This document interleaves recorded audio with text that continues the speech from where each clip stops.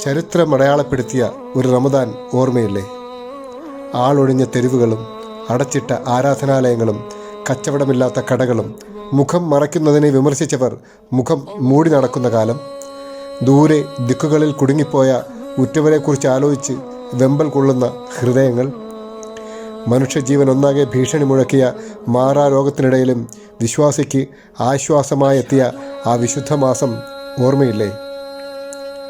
വലുപ്പച്ചെറുപ്പമില്ലാതെ വീടകങ്ങൾ പള്ളികളായി. ഏകനാഥനിലേക്ക് കൈയുയർത്തി പ്രാർത്ഥനകൾ തുടങ്ങി. ലോകനാഥനിലേക്ക് അടുക്കുവാൻ ശുപാർശകരുടെ ആവശ്യമില്ലെന്ന് മാനവകുലത്തിന് തിരിച്ചറിവായി. തന്നിലേക്ക് മടങ്ങിയ അടിമയെ പിന്നീട് ഒരിക്കലും തിരിച്ചയക്കാത്തവനാണ് റബ്ബ്. നിങ്ങൾ എന്നോട് ചോദിക്കൂ, ഞാൻ നിങ്ങൾക്ക് നൽകാം എന്നാണ് അവൻ മനുഷ്യനോട് പറയുന്നത്.